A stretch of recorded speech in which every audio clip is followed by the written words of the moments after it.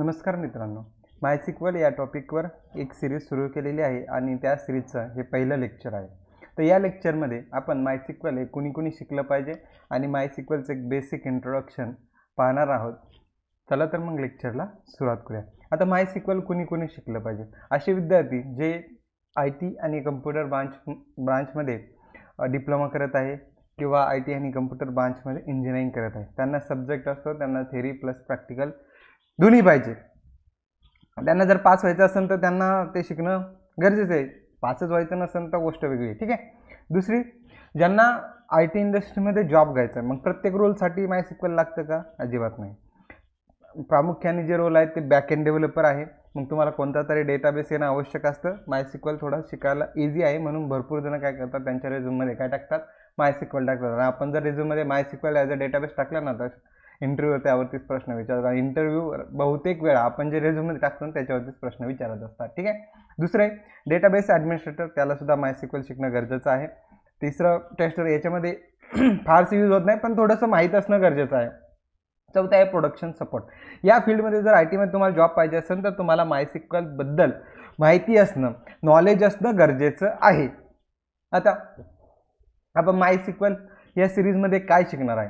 MySQL सिरीजमध्ये आपण प्रत्येक कन्सेप्ट, त्या कन्सेप्टची theory with real time example आणि प्लस प्रॅक्टिकल सेशनसुद्धा आपण त्यावरती घेणार आहोत. मग चला आता आपण काय करू, MySQLचं एक बेसिक इंट्रोडक्शन पाहू.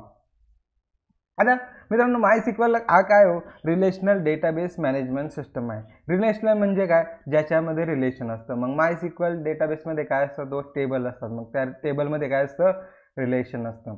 मग त्या टेबलमध्ये डेटा कोणत्या फॉर्मॅटमध्ये स्टोअर केलेला असतो, रो आणि कॉलममध्ये तो डेटा स्टोअर केलेला असतो. मग रिलेशनल दुसरी कॅटेगरी कोणती आहे, नॉन रिलेशनल, म्हणजे ज्याच्यामध्ये रिलेशन नसतं. मग रिलेशनल डेटाबेसची एक्झाम्पल कोणती आहे, MySQL आहे, ओरॅकल आहे, त्याच्यानंतर PostgreSQL आहे. नॉन रिलेशनल डेटाबेसची एक्झाम्पल कोणती आहे, तर MongoDB आहे, रेडिस आहे, कसेंट्रा आहे. ठीक आहे. मग आता याच्यामध्ये एक थोडा छोटासा डिफरन्स काय आहे ते बघून घेऊया. रिलेशनलमध्ये काय असतं, आपला जो डेटाचं जे स्ट्रक्चर असतं, जो स्कीमा असतो ना, तो फिक्स असतो. नॉन रिलेशनलमध्ये तो डेटाचा स्ट्रक्चर आणि स्कीमा फिक्स नसतो. म्हणजे ज्यावेळेस आपण टेबलमध्ये डेटा स्टोअर करत असतो ना, त्याचं स्ट्रक्चर फिक्स असतं. आणि नॉन रिलेशनलमध्ये ज्यावेळेस आपण ते नॉन रिलेशनल मोस्टली MongoDBमध्ये काय असतं, कलेक्शन असतं, टेबल नसतात. मग त्या कलेक्शनमध्ये डेटाचं स्ट्रक्चर काय असतं, फिक्स नसतं. मग आता रिलेशनल डेटाबेस कुठे यूज होतात, जर प्रॅक्टिकली बघायचं झालं तर रिलेशनल डेटाबेस हे बँकिंग डोमेन किंवा फायनान्शियल डोमेनमध्ये बहुतेक वेळा रिलेशनल डेटाबेस यूज होतात. किंवा पेमेंट रिलेटेड जे काय आहे ना, त्यावेळेस रिलेशनल डेटाबेस यूज होतात.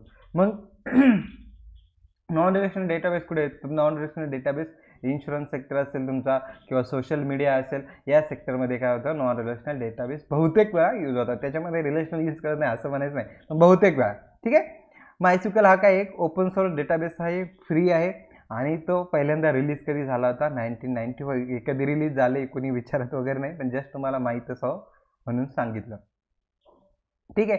तर आता नेक्स्ट लेक्चरमध्ये आपण MySQL इन्स्टॉलेशन करणार आहोत. मग MySQL आपण काय करणार आहे, मॅकवरती आणि जर तुम्ही उबंटू जर वगैरे वापरत असाल त्या दोन सिस्टमवरती आपण कसं इन्स्टॉल करणार हे पाहणार आहोत. आता विंडोजवरती माझ्याकडे विंडोजचा काही सेटअप नाही म्हणून आपण विंडोजवरती बघणार नाही, पण तो यूट्यूबवरती किंवा ब्लॉग जर बघितले तर भरपूर मिळते तुम्हाला. ठीक आहे. विंडोजमध्ये कसं इन्स्टॉलेशन करायचं, तर आपण MySQLचं मॅक आणि उबंटूमध्ये इन्स्टॉलेशन कसं करायचं हे नेक्स्ट लेक्चरमध्ये बघणार आहोत. आजच्या लेक्चरमध्ये इथेच थांबूया. थँक्यू मित्रांनो.